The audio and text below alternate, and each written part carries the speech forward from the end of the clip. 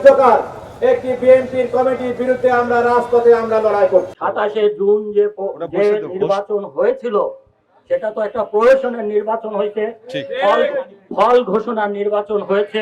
আমার সাথে অন্যায় করা হয়েছে কিনা বলে, আমি কি হেরেছি? সামনে হরতালের মতন কর্মসূচি আনতে চাই, আপনারা থাকবেন আমার সাথে ইনশাআল্লাহ।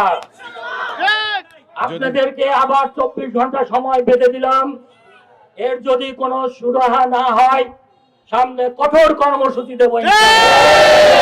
17টা বছর আন্দোলন সংগ্রাম গণতন্ত্রের জন্য, ভোটের অধিকার ফিরে পাওয়ার জন্য। সেই অধিকার কি আমরা পেয়েছি? কারা হরণ করেছে?